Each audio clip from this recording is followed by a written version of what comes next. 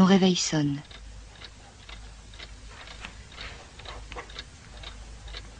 Tu ne bouges absolument pas.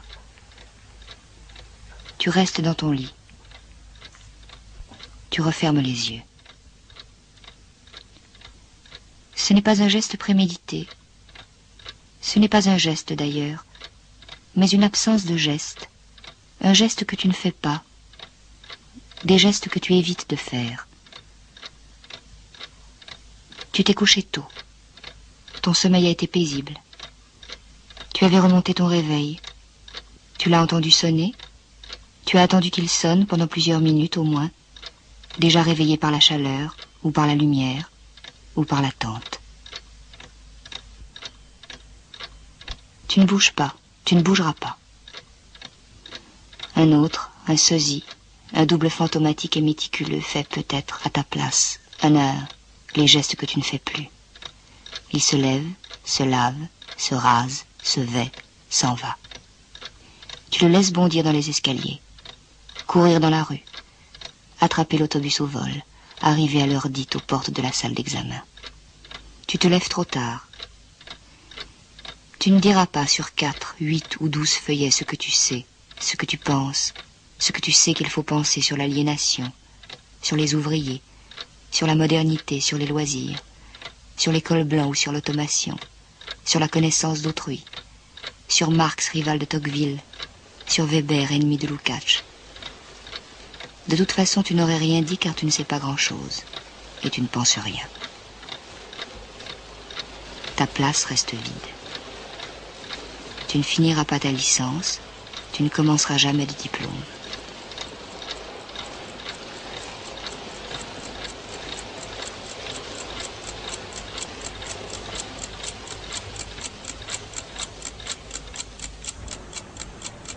Tu ne feras plus d'études.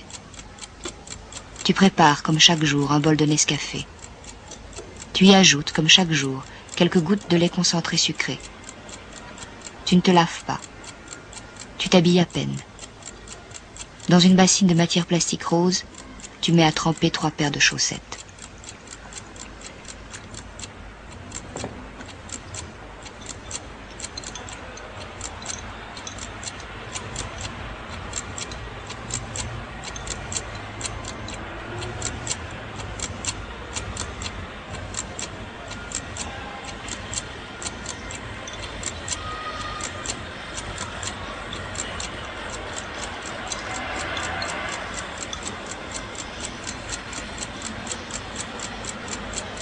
Tu ne vas pas à la sortie de la salle d'examen t'enquérir des sujets qui ont été proposés à la perspicacité des candidats.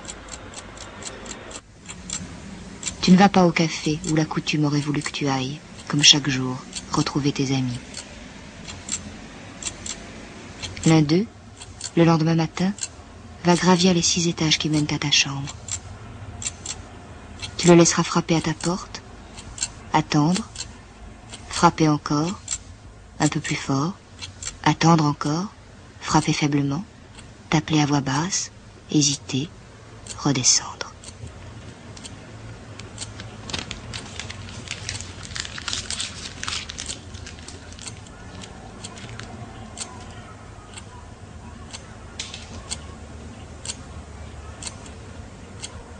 D'autres sont venus, le lendemain, le surlendemain, ont frappé, ont attendu, ont appelé, ont glissé des messages.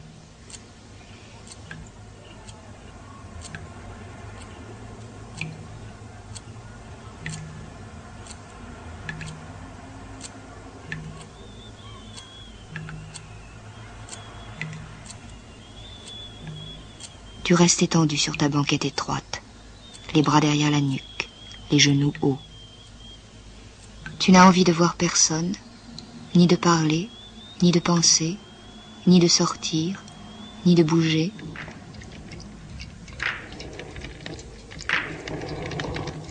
C'est un jour comme celui-ci, un peu plus tard, un peu plus tôt, que tu découvres sans surprise que quelque chose ne va pas, que tu ne sais pas vivre, que tu ne sauras jamais. Le soleil tape sur les tôles du toit. La chaleur dans la chambre de bonne est insupportable. Tu Tu es assis, coincé entre la banquette et l'étagère, un livre ouvert sur les genoux. Tu ne lis plus depuis longtemps. Tes yeux restent fixés sur une étagère de bois blanc, sur une bassine de matière plastique rose dans laquelle croupissent 6 chaussettes. La fumée de ta cigarette abandonnée dans le cendrier monte, rectiligne ou presque, et s'étale en nappe instable sous le plafond marqué de minuscules lézardes.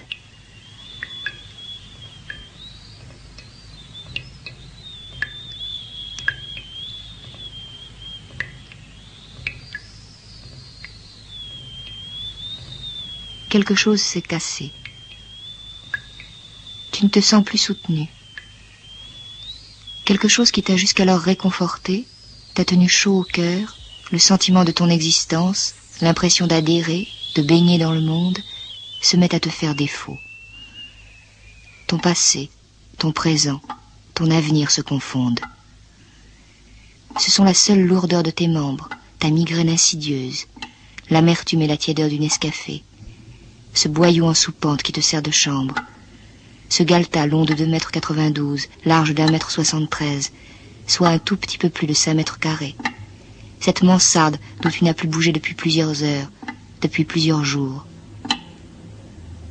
Tu es assis sur une banquette trop courte pour que tu puisses, la nuit, t'y étendre de tout ton long, trop étroite pour que tu puisses t'y retourner sans précaution. Tu regardes, d'un œil maintenant presque fasciné, une bassine de matière plastique rose qui ne contient pas moins de 6 chaussettes. Tu restes dans ta chambre, sans manger, sans lire, presque sans bouger.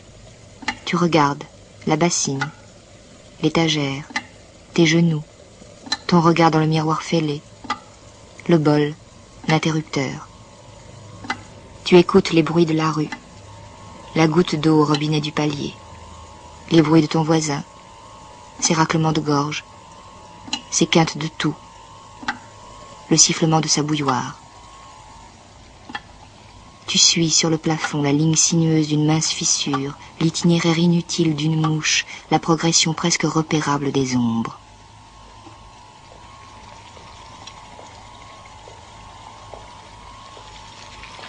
Tu as 25 ans et 29 dents, 3 chemises et 8 chaussettes. 500 francs par mois pour survivre, quelques livres que tu ne lis plus, quelques disques que tu n'écoutes plus. Tu n'as pas envie de te souvenir d'autre chose.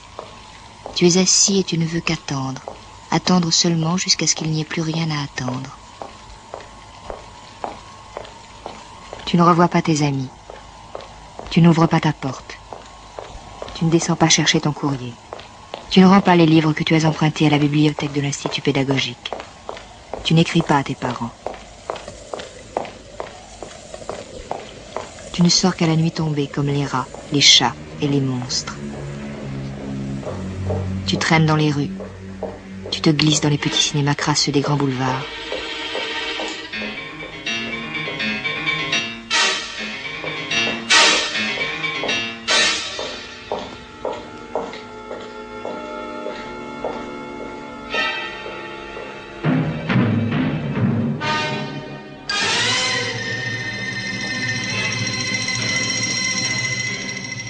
Parfois tu marches toute la nuit, parfois tu dors tout le jour.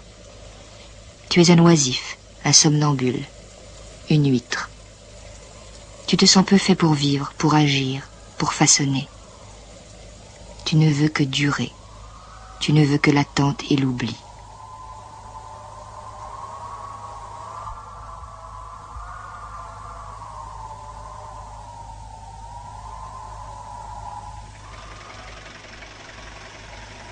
Tu ne rejettes rien, tu ne refuses rien. Tu as cessé d'avancer, mais c'est que tu n'avançais pas. Tu ne repars pas, tu es arrivé. Tu ne vois pas ce que tu irais faire plus loin.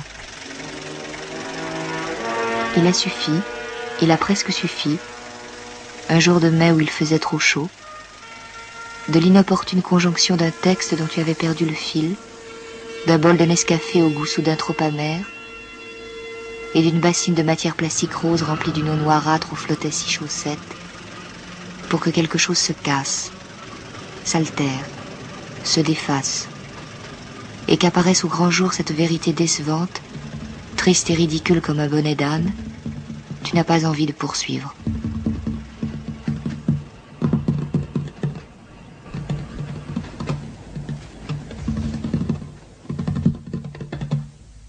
La nuit, ta chambre te protège. La banquette étroite où tu restes étendu, le plafond qu'à chaque instant tu redécouvres. La nuit, seul au milieu de la foule des grands boulevards, il t'arrive presque d'être heureux du bruit et des lumières, du mouvement, de l'oubli.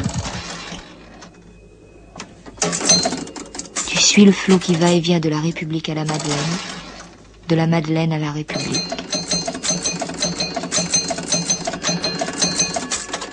Temps mort, passage à vide, le désir fugitif et poignant de ne plus entendre, de ne plus voir, de rester silencieux et immobile.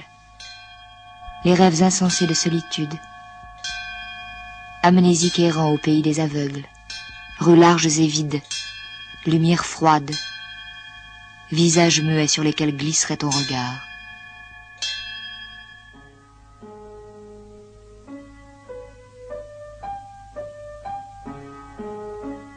Comme si, sous ton histoire tranquille et rassurante d'enfant sage, de bon élève, sous ces signes évidents, trop évidents de la croissance, les traits au crayon sur le chambranle de la porte des cabinets, les diplômes, les pantalons longs, les premières cigarettes, le feu du rasoir, l'alcool, la clé sous le paillasson pour les sorties du samedi soir, le dépucelage, le baptême de l'air, le baptême du feu, avait depuis toujours couru un autre fil, toujours présent, toujours tenu lointain, qui tisse maintenant la toile familière de ta vie retrouvée, le décor vide de ta vie désertée, image en filigrane de cette vérité dévoilée, de cette démission si longtemps suspendue, de cet appel au calme, images inertes et floues, photographies surexposées, presque blanches, presque mortes, presque déjà fossiles. Une rue de province, volet clos, ombre mate, mouches bourdonnant dans un local militaire, salon couvert de housses grises, poussière en suspension dans un ray de lumière, campagne pelée, cimetière des dimanches, promenade en automobile.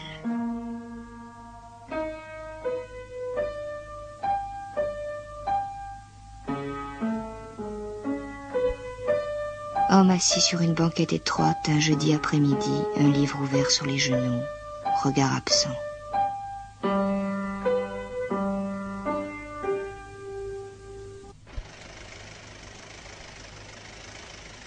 Tu n'es qu'une ombre trouble, un dur noyau d'indifférence, un regard neutre fuyant les regards.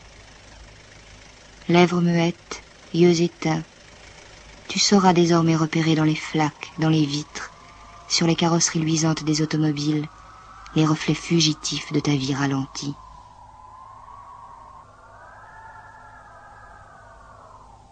L'eau goutte au robinet du palier. Ton voisin dort. Le faible halètement d'un taxi diesel à l'arrêt souligne plus qu'il ne rompt le silence de la rue. L'oubli s'infiltre dans ta mémoire. Les fissures du plafond dessinent un improbable labyrinthe.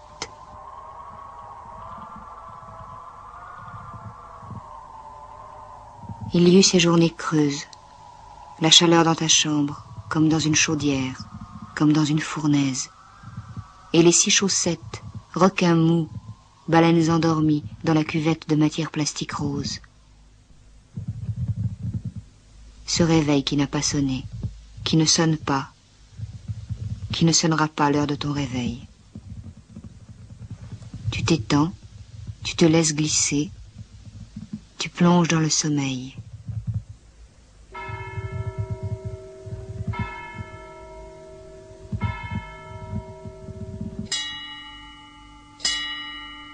Ta chambre est le centre du monde.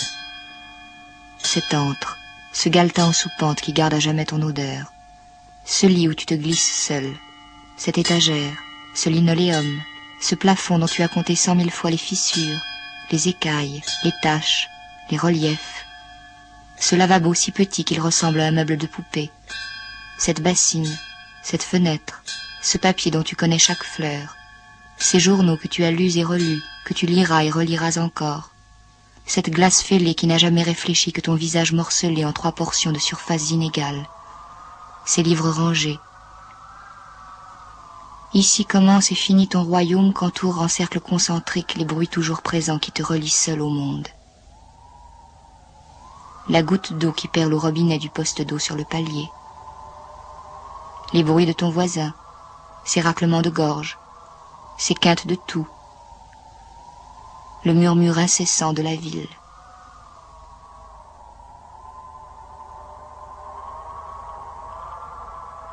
En bas, au croisement, l'alternance réglée des coups de frein, des arrêts, des reprises, des accélérations, rythme le temps presque aussi sûrement que la goutte inlassable, que le clocher de Saint-Roch.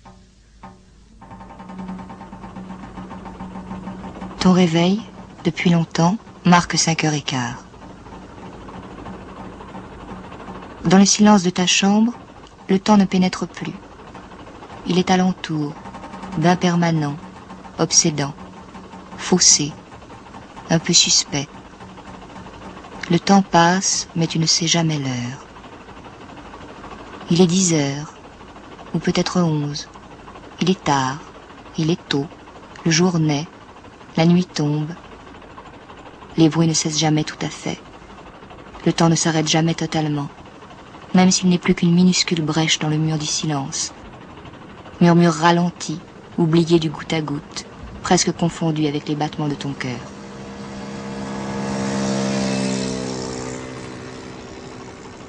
Ta chambre est la plus belle des îles désertes, et Paris est un désert que nul n'a jamais traversé.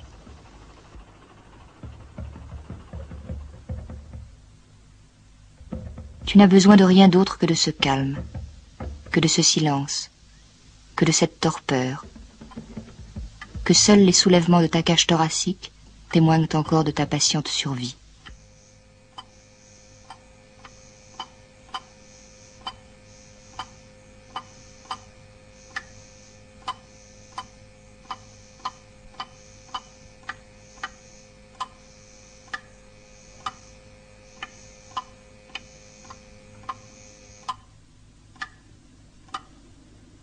Ne plus rien vouloir. Attendre jusqu'à ce qu'il n'y ait plus rien à attendre. Traîner, dormir. Te laisser porter par les foules, par les rues. Suivre les caniveaux, les grilles, l'eau le long des berges. Longer les quais, raser les murs. Perdre ton temps. Être sans désir, sans dépit, sans révolte.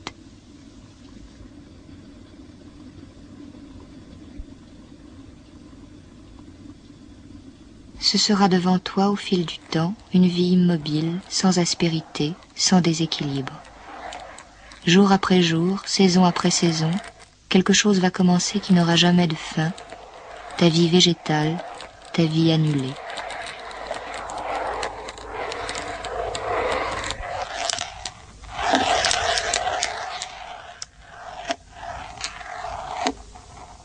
Ici, tu apprends à durer.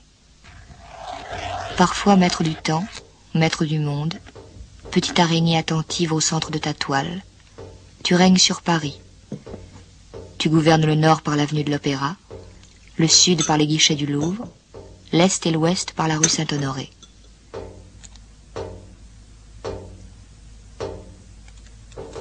Tu as tout à apprendre, tout ce qui ne s'apprend pas. La solitude, l'indifférence, la patience, le silence.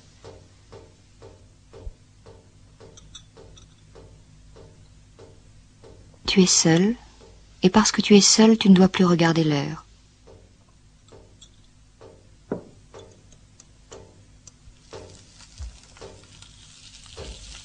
Tu te laisses aller, et cela t'est presque facile. Tu laisses le temps qui passe effacer la mémoire des visages, des adresses, des téléphones, des sourires, des voix. Tu oublies que tu as appris à oublier, que tu t'es un jour forcé à l'oubli. Tu n'entres plus dans les cafés. Tu n'en fais plus le tour d'un air soucieux, allant jusque dans les arrière-salles à la recherche de tu ne sais plus qui. Tu ne cherches plus personne dans les queues qui se forment toutes les 2 heures devant les 7 cinémas de la rue Champollion. Tu es seul. Tu apprends à marcher comme un homme seul, à flâner, à traîner, à voir sans regarder, à regarder sans voir. Tu apprends la transparence, l'immobilité, l'inexistence. Tu apprends à rester assis, à rester couché, à rester debout. Tu apprends à regarder les tableaux comme s'ils étaient des bouts de mur, et les murs comme s'ils étaient des toiles dont tu suis sans fatigue les milliers de chemins. Labyrinthe inexorable, texte que nul ne saurait déchiffrer, visage en décomposition.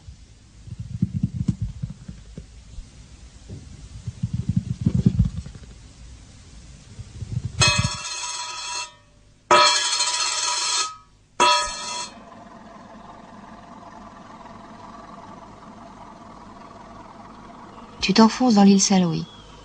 Tu prends la rue de Vaugirard. Tu vas vers Pereire, vers Château-Landon. Tu marches lentement. Tu reviens sur tes pas. Tu essuies les devantures. Tu vas t'asseoir sur le parapet du pont Louis-Philippe et tu regardes se faire et se défaire un remous sous les arches. Des péniches passent plus loin, bouleversant à la longue les jeux de l'eau contre les piles. Des pêcheurs assis, immobiles, suivent des yeux l'inflexible dérive des flotteurs.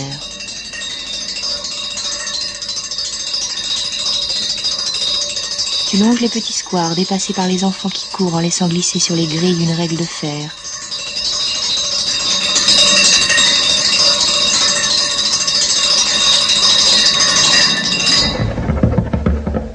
Tu t'assieds sur les bancs aux pieds de fonte sculptés en forme de pattes de lion. De vieux gardiens infirmes discutent avec des nurses d'un autre âge. Avec la pointe de ta chaussure, tu traces dans la terre à peine sableuse des ronds, des carrés, des initiales.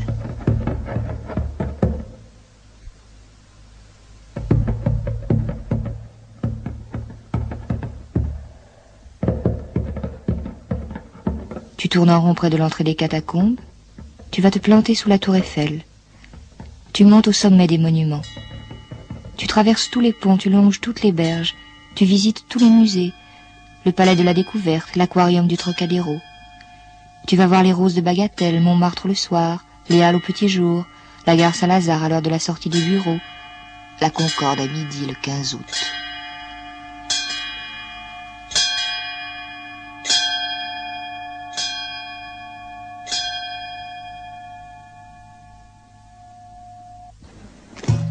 Dans les jardins du Luxembourg, tu regardes les retraités joueurs de bridge, de belote ou de tarot.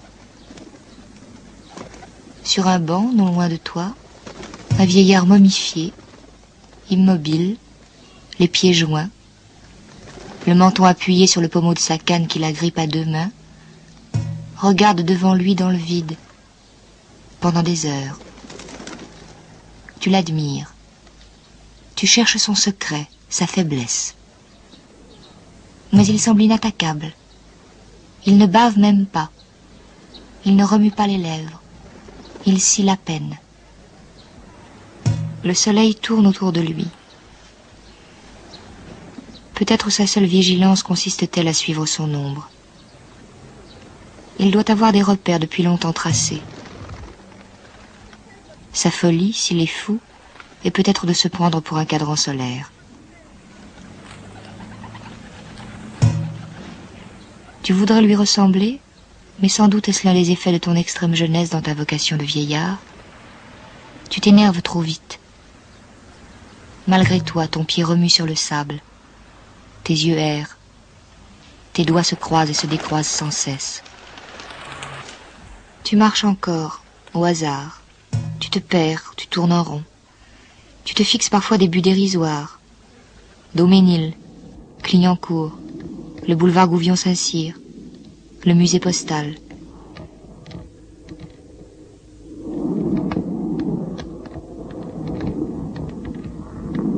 Tu entres dans des librairies, tu feuillettes des livres sans les lire.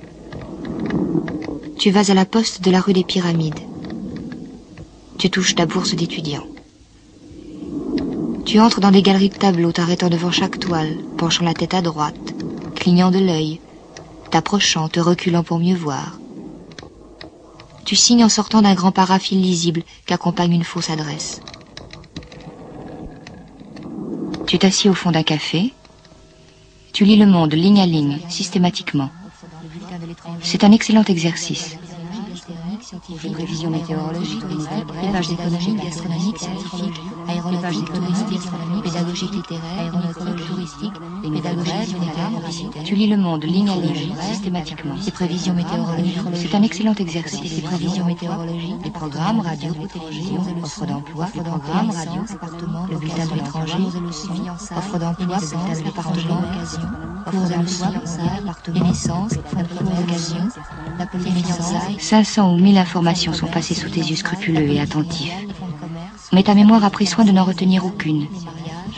Tu as lu avec une égale absence d'intérêt que Pont-à-Mousson était faible, New York soutenu, qu'il faut faire confiance à l'expérience de la plus ancienne banque de crédit immobilier en France et à son réseau de spécialistes, qu'il y a 3 milliards de dégâts en Floride à la suite du passage du typhon Barbara, que Jean-Paul et Lucas sont fiers d'annoncer la venue au monde de leur petite sœur Lucie. Tu peux encore t'étonner que la combinaison, selon des règles finalement très simples, d'une trentaine de signes typographiques, soit capable de créer chaque jour ces milliers de messages. Mais pourquoi en ferais-tu ta pâture? Pourquoi les déchiffrerais-tu? Il t'importe seulement que le temps coule et que rien ne t'atteigne. Tes yeux lisent les lignes posément, l'une après l'autre.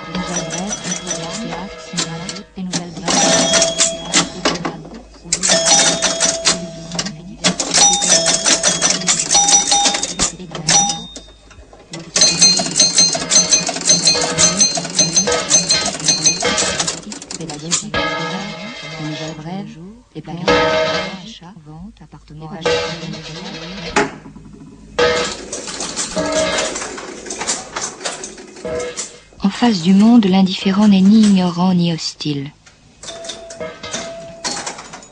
Ton propos n'est pas de redécouvrir les saines joies de l'analphabétisme, mais lisant, de n'accorder aucun privilège à tes lectures. Ton propos n'est pas d'aller tout nu, mais d'être vêtu sans que cela implique nécessairement recherche ou abandon. Ton propos n'est pas de te laisser mourir de faim, mais seulement de te nourrir. Manger, dormir, marcher, t'habiller, que ce soit simplement des actions, des gestes, des évidences, mais pas des preuves, pas des monnaies d'échange. Ton habillement, ta nourriture, tes lectures ne parleront plus à ta place. Tu ne leur confieras pas l'épuisante, l'impossible tâche de te représenter.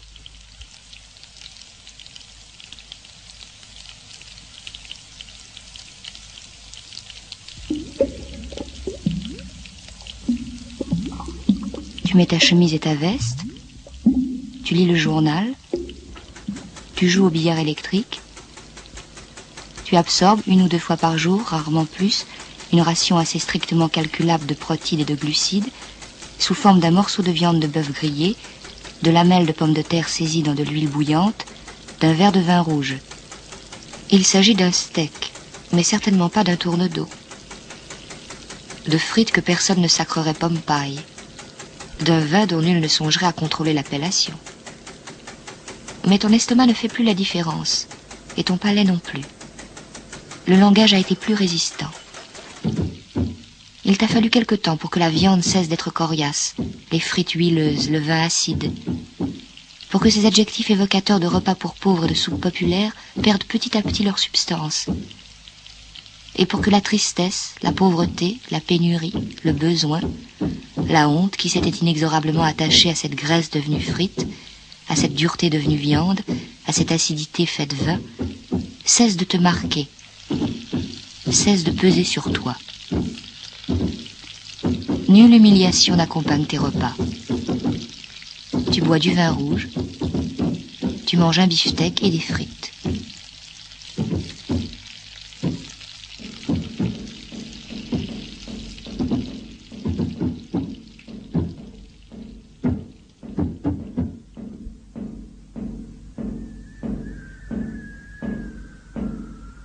Tu inventes des périples compliqués, hérissés d'interdits qui t'obligent à de longs détours. Tu vas voir les monuments. Tu dénombres les églises, les statues équestres, les pissotières, les restaurants russes. Tu vas voir les grands travaux le long des berges, près des portes. Les rues éventrées pareilles à des champs labourés. Les canalisations, les immeubles que l'on met à terre. Tu rentres dans ta chambre et tu t'affales sur ta banquette trop étroite. Tu organises les fissures du plafond.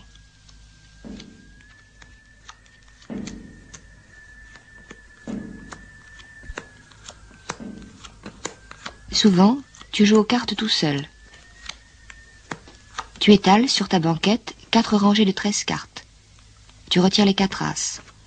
Le jeu consiste à ordonner les 48 cartes qui restent en utilisant les cases laissées libres par l'élimination des as. Si l'une de ces cases est la première d'une rangée, tu as le droit d'y mettre un 2. Si elle succède à, mettons, un 6, tu peux y mettre le 7 de la couleur, un 7 le 8, un 8 le 9, un valet la dame. Si elle succède à un roi, tu ne peux rien mettre et la case est perdue. La chance ne joue presque aucun rôle dans cette réussite. Tu peux prévoir longtemps à l'avance le moment où tes 4 cases libérées te feraient tomber sur des rois, donc échouer, si tu les jouais dans l'ordre. Mais tu peux justement te servir d'une case, puis d'une autre, y revenir, prendre la 3e, la 4e, la seconde à nouveau. Il est rare néanmoins que tu réussisses. Il vient toujours un moment où le jeu se bloque, où la moitié ou le tiers des cartes étant déjà classées, tu ne peux plus combler de cases sans invariablement découvrir un roi. Tu as droit en principe à 2 autres tentatives. Mais à peine le jeu t'apparaît-il compromis que tu ramasses toutes les cartes, les bats 2 ou 3 fois, les étales à nouveau pour une nouvelle épreuve. Tu bats les cartes, tu les étales, tu retires les 4 as, tu regardes le jeu. Tu commences un peu au hasard, en veillant seulement à ne pas découvrir trop vite un roi. Petit à petit, le jeu s'organise. Des contraintes apparaissent, des possibilités se font jour. Ici, une carte déjà à sa place. Ici, le mouvement d'une seule permettra d'en ranger d'un seul coup 5, 6. Là, un roi qui te gêne ne pourra pas bouger. Tu ne réussis presque jamais. Tu triches parfois, à peine, rarement, de plus en plus rarement. Ce n'est pas la victoire qui t'importe, car que voudrait dire ta victoire ?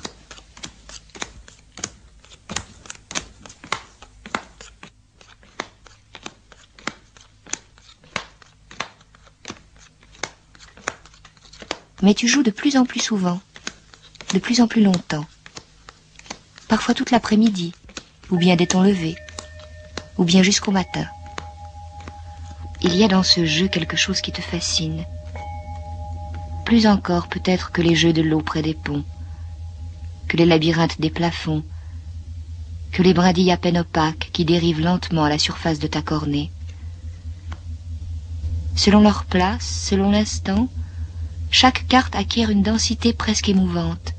Tu protèges, tu détruis, tu construis, tu combines, tu tires plan sur plan, exercice pour rien, péril que rien ne sanctionne, mise en ordre dérisoire. 48 cartes t'enchaînent à ta chambre, et tu t'y trouves presque heureux qu'un 10 soit à sa place, qu'un roi ne puisse s'élever contre toi, ou presque malheureux que tout tes lents calculs aboutissent tous au même impossible résultat. Comme si cette stratégie solitaire et muette constituait ton seul chemin, était devenue ta raison d'être.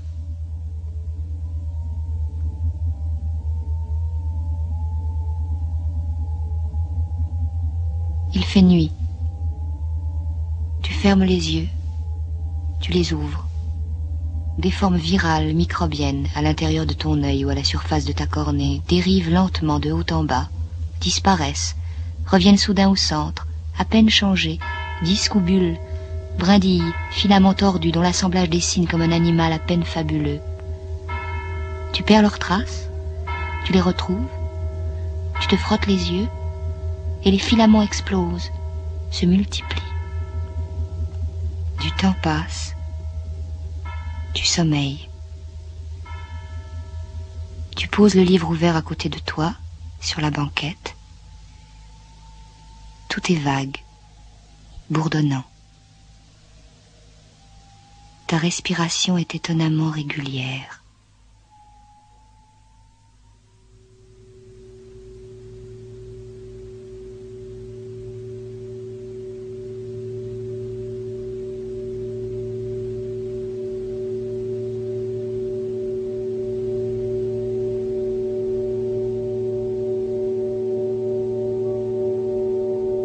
Au fil des heures, des jours, des semaines, des saisons, tu te déprends de tout, tu te détaches de tout.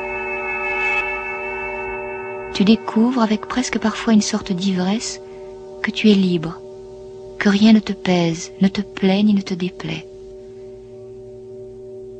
Tu trouves dans cette vie sans usure et sans autre frémissement que ces instants suspendus, un bonheur presque parfait, fascinant, parfois gonflé d'émotions nouvelles.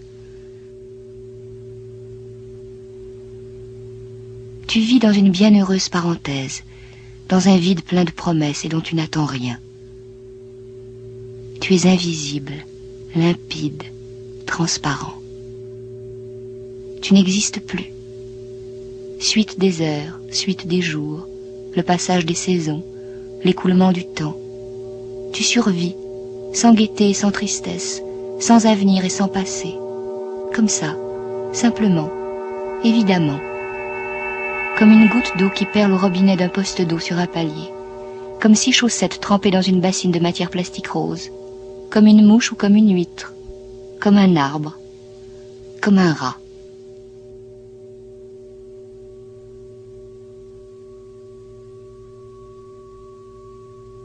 Avec le temps, ta froideur devient fabuleuse. Tes yeux ont perdu tout ce qui faisait leur éclat. Ta silhouette s'est faite parfaitement tombante. Une sérénité sans lassitude, sans amertume, s'inscrit au coin de tes lèvres. Tu glisses dans les rues, intouchable, protégé par l'usure pondérée de tes vêtements, par la neutralité de tes pas. Tu n'as plus que des gestes appris. Tu ne prononces plus que les mots qui sont nécessaires. Tu ne dis jamais s'il vous plaît, bonjour, merci, au revoir. Tu ne demandes pas ton chemin. Tu traînes, tu marches. Tous les instants se valent, tous les espaces se ressemblent. Tu n'es jamais pressé, jamais perdu. Tu n'as pas sommeil. Tu n'as pas faim. Tu te laisses aller. Tu te laisses entraîner. Il suffit que la foule monte ou descende les Champs-Élysées. Il suffit d'un dos gris qui te précède de quelques mètres et oblique dans une rue grise. Ou bien une lumière ou une absence de lumière, un bruit ou une absence de bruit, un mur, un groupe, un arbre, de l'eau, un porche, des grilles, des affiches, des pavés, un passage clouté, une devanture, un signal lumineux, une plaque de rue, l'étale d'un mercier, un escalier, un rond-point.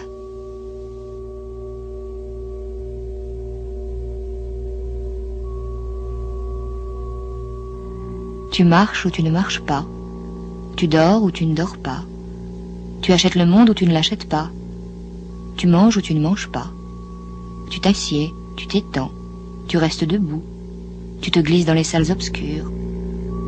Tu allumes une cigarette. Tu traverses la rue, tu traverses la Seine. Tu t'arrêtes, tu repars. Tu joues au billard électrique ou tu n'y joues pas.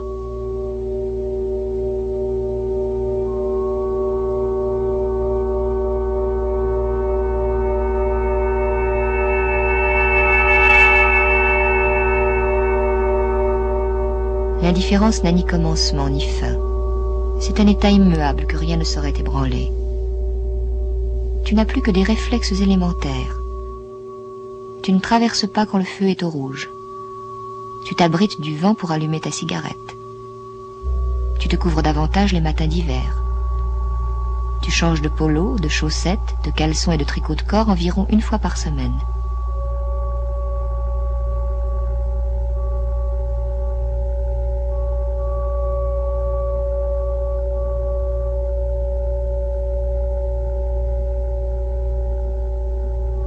L'indifférence dissout le langage, brouille les signes. Tu es patient et tu n'attends pas. Tu es libre et tu ne choisis pas. Tu es disponible et rien ne te mobilise. Tu entends sans jamais écouter. Tu vois sans jamais regarder. Les fissures des plafonds, les lames des parquets, le dessin des carrelages, les rides autour de tes yeux, les arbres, l'eau, les pierres, les voitures qui passent, les nuages qui dessinent dans le ciel des formes de nuages.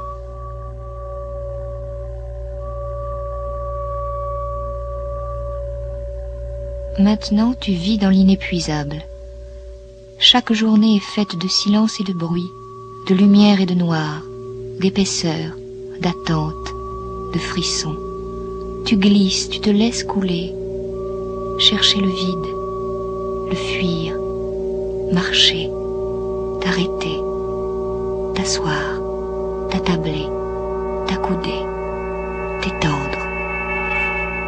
Geste d'automate, te lever, te laver, te raser, te vêtir. Bouchon sur l'eau, aller à la dérive, suivre les cohues, traîner. L'été dans le silence épais, volets clos, rues mortes, asphalte poisseux, vert presque noir des feuilles immobiles. L'hiver dans la lumière froide des devantures, des réverbères, buées aux portes des cafés, moignons noirs des arbres morts. Tu vis sans surprise, tu es à l'abri. Tu dors, tu manges, tu marches, tu continues à vivre, comme un rat de laboratoire qu'un chercheur insouciant aurait oublié dans son labyrinthe.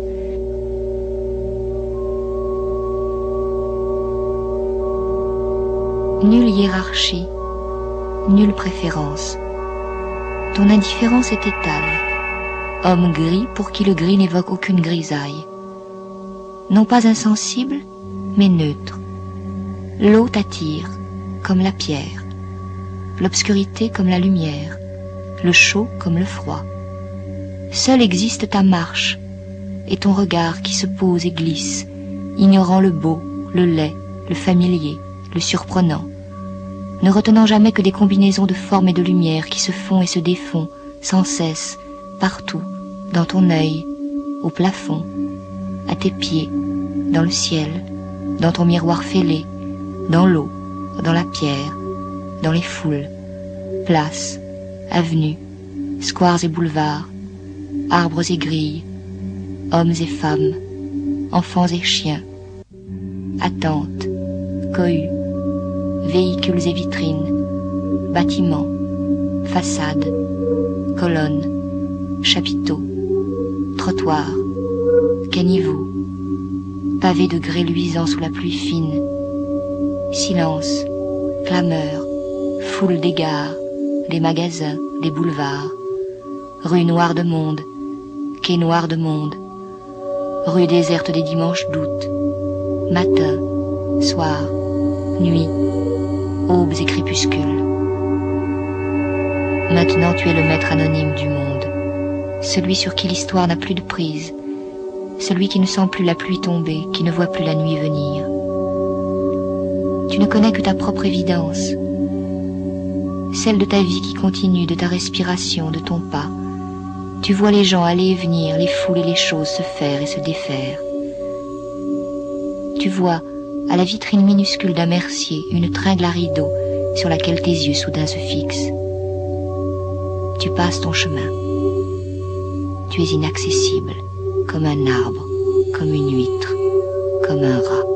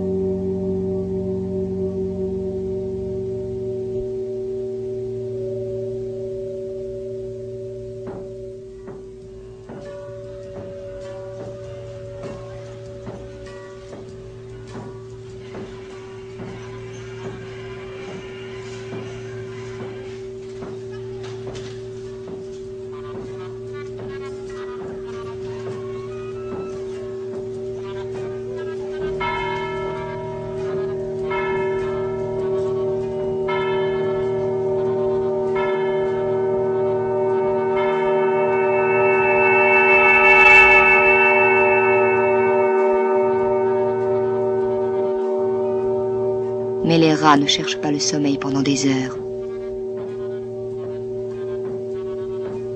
Mais les rats ne se réveillent pas en sursaut, pris de panique, trempés de sueur.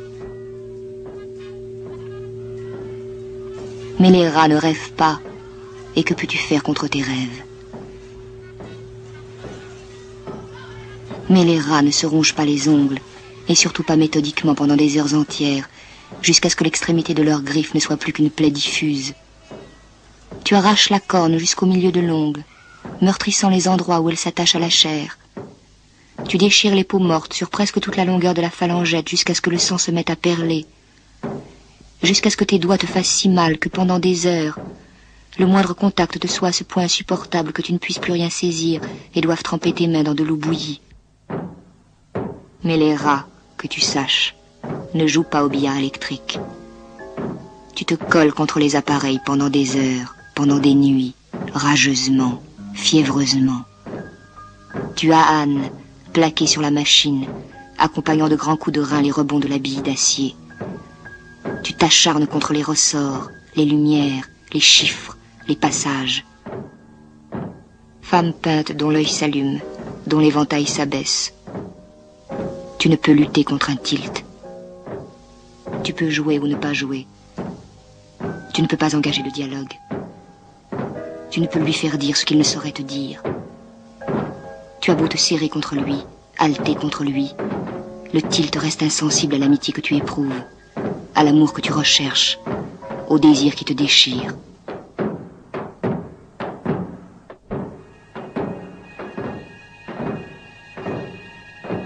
Tu traînes dans les rues, tu entres dans un cinéma. Tu traînes dans les rues, tu entres dans un café.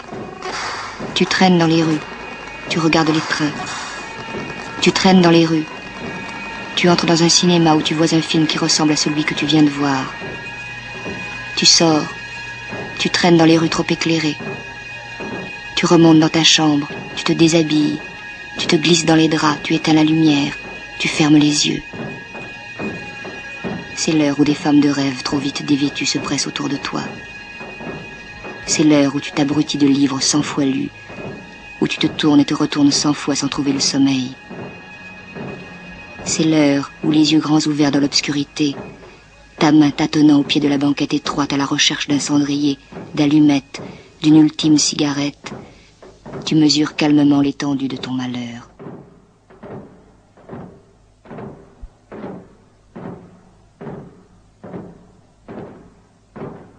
Maintenant tu te relèves la nuit.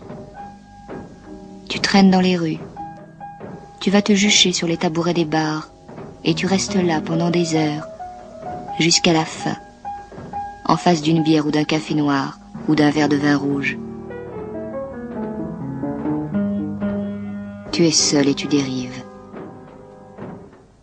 Tu marches dans les avenues désolées, longeant les arbres rabougris, les façades pelées, les porches noirs.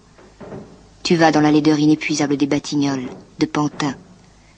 Tu n'as d'autres rencontres que des fontaines Valas depuis longtemps taries, des églises gluantes, des chantiers éventrés, des murs blafards. Les squares dont les grilles t'emprisonnent, les marais stagnants près des bouches d'égouts, les portes monstrueuses des fabriques. Sous les passerelles métalliques du quartier de l'Europe, des locomotives à vapeur lancent des bouffées de fumée blanche. Boulevard Barbès, place Clichy, des foules impatientes lèvent les yeux vers le ciel.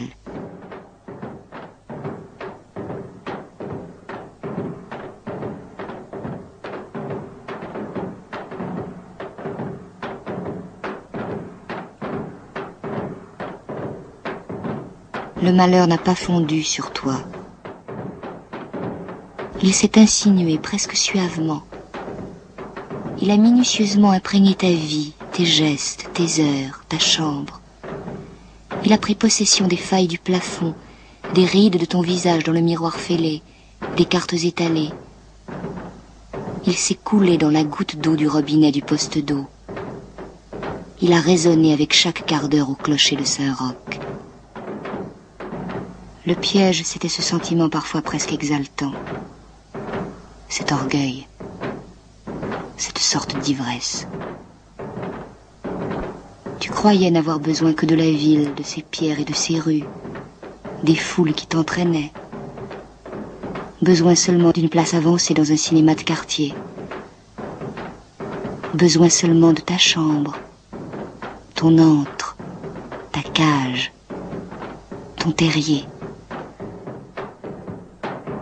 Tu étales encore une fois les 52 cartes sur ta banquette étroite. Tu as perdu tes pouvoirs.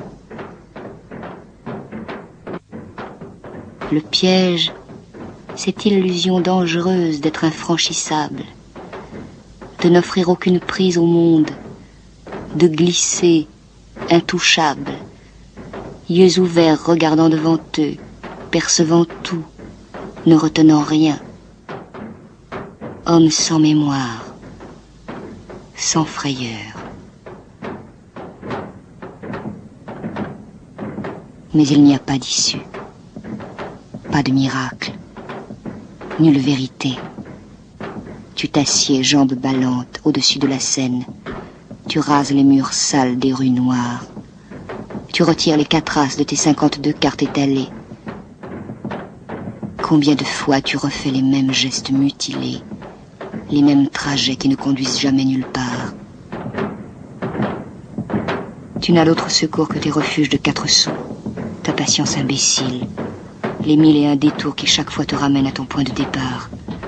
Des squares au musée, des cafés au cinéma, des berges au jardin, les salles d'attente dans les gares, les halls des grands hôtels, les monoprix, les librairies, les couloirs du métro, les arbres, les pierres, l'eau, les nuages, le sable, la brique, la lumière, le vent, la pluie.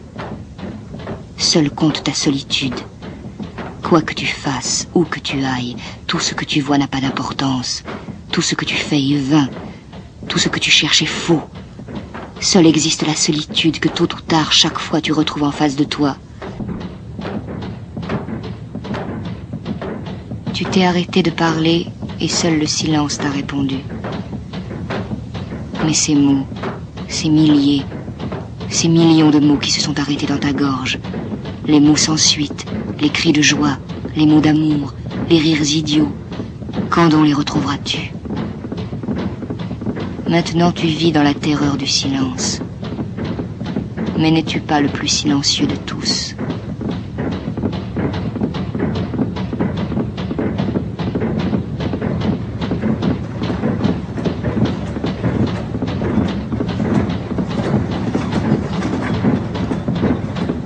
Les monstres sont entrés dans ta vie. Les rats, tes semblables, tes frères. Les dizaines, les centaines, les milliers de monstres. Tu les repères, tu les reconnais à d'imperceptibles signes, à leur départ furtif, à leur silence, à leur regard flottant, vacillant, effrayé, qui se détourne quand ils croisent le tien. La lumière brille encore au milieu de la nuit aux fenêtres mansardées de leurs chambres sordides. Leurs pas résonnent dans la nuit.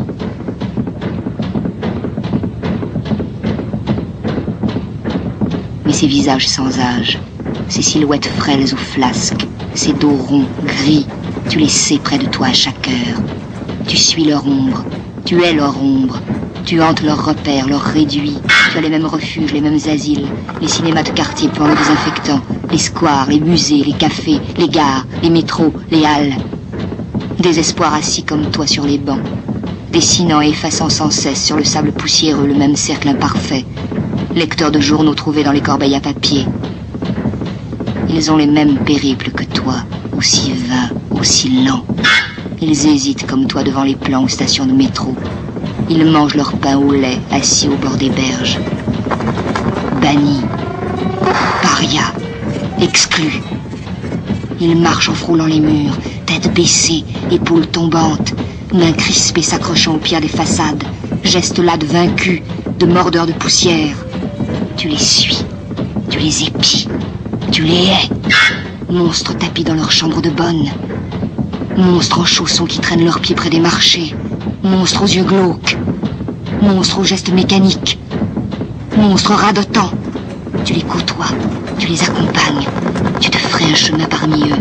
Les somnambules, les brutes, les vieillards, les idiots au béret enfoncés jusqu'aux yeux, les ivrognes, les gâteux qui tentent de retenir les tremblements saccadés de leurs joues, les paysans égarés dans la grande ville, les veuves, les sournois, les ancêtres. Ils sont venus à toi. Ils t'ont agrippé par le bras. Comme si solitaire tu voyais fondre sur toi tous les autres solitaires. Comme si seuls pouvaient se rencontrer le temps d'un verre de vin bu à un même comptoir. Ceux qui ne parlent jamais, ceux qui parlent tout seuls. Les vieux fous, les vieilles saoules, les exilés. Ils s'accrochent au revers de ta veste. Ils te soufflent leur haleine au visage. Ils viennent à toi à petits pas avec leur bon sourire, leur prospectus, leur drapeau.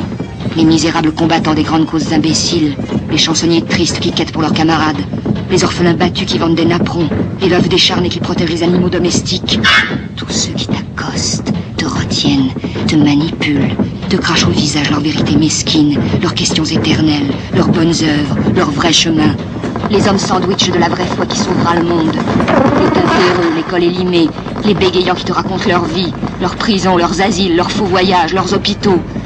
Les vieux instituteurs qui voudraient réformer l'orthographe, les stratèges, les sourciers, les guérisseurs, les illuminés, tous ceux qui vivent avec leurs idées fixes. Les déchets, les débris, les monstres inoffensifs et séniles dont les patrons s'amusent, leur versant des verres trop bien remplis qu'ils ne peuvent porter à leur bouche. Les vieilles peaux à fourrure qui sifflent des maris brisards en s'efforçant de rester dignes. Et tous les autres, les pires, les béats, les malins, les contendeux, ceux qui croient savoir, qui sourient d'un air entendu, les obèses et les restés jeunes, les crémiers, les décorés, les fêtards en goguettes, les gominés de banlieue, les nantis, les connards, les monstres forts de leur bon droit qui te prennent à témoin, te dévisagent, t'interpellent, les monstres avec leurs familles nombreuses, avec leurs enfants monstres, leurs chiens monstres, les milliers de monstres bloqués par les feux rouges, les femelles glapissantes de monstres, les monstres à moustaches, à gilets, à bretelles, les monstres touristes déversés par paquets devant les monuments hideux, les monstres endimanchés, la foule monstrueuse. Tu traînes, mais la foule ne te porte plus, la nuit ne te protège plus. Tu marches encore et toujours, marcheur infatigable, immortel. Tu cherches, tu attends. Tu traînes dans la ville fossile, pierres blanches intactes des façades ravalées, poubelles figées, chaises vides où venaient s'asseoir les concierges. Tu traînes dans la ville morte, échafaudage abandonné près des immeubles éventrés, pont emporté par le brouillard. Ville putride, ville ignoble, hideuse, ville triste, lumière triste dans les rues tristes, clown triste dans les music-halls tristes, queue triste devant les cinémas tristes, meubles tristes dans les magasins tristes, des gares noires, des casernes, des hangars, des brasseries sinistres qui se succèdent le long des grands boulevards, ville bruyante ou déserte, livide ou hystérique, ville éventrée, saccagée, maculée, ville hérissée d'interdits, de barreaux, de grillages, la ville charnier, les halles pourries, la zone au cœur de Paris, l'insupportable horreur des boulevards à flics, Haussmann, Magenta, Charonne.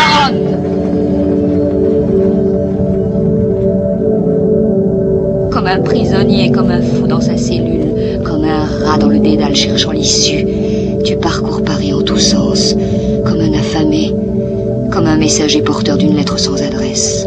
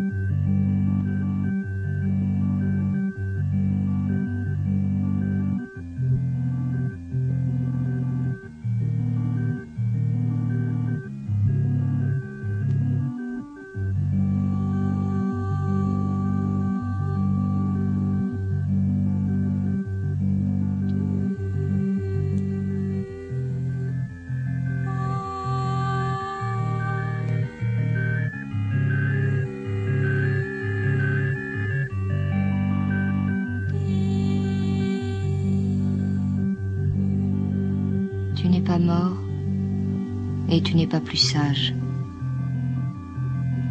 Tu n'as pas exposé tes yeux à la brûlure du soleil.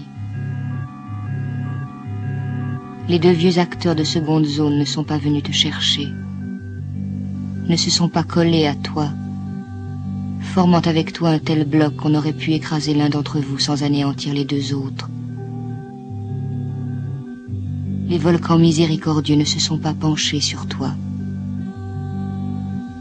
Ta mère n'a pas recousu tes affaires. Tu ne pars pas, pour la millionième fois, rechercher la réalité de l'expérience, ni façonner dans la forge de ton âme la conscience incréée de ta race. Nul antique ancêtre, nul antique artisan ne t'assistera aujourd'hui, ni jamais. Tu n'as rien appris, sinon que la solitude n'apprend rien, que l'indifférence n'apprend rien. Tu étais seul et tu voulais qu'entre le monde et toi les ponts soient à jamais coupés. Mais tu es si peu de choses. Tu n'as jamais fait qu'errer dans une grande ville, que longer sur quelques kilomètres des façades, des devantures, des parcs et des quais. L'indifférence est inutile. Ton refus est inutile. Ta neutralité ne veut rien dire. Tu as cru passer, longer les avenues, dériver dans la ville, suivre le chemin des foules, percer le jeu des ombres et des fissures. Mais rien ne s'est passé.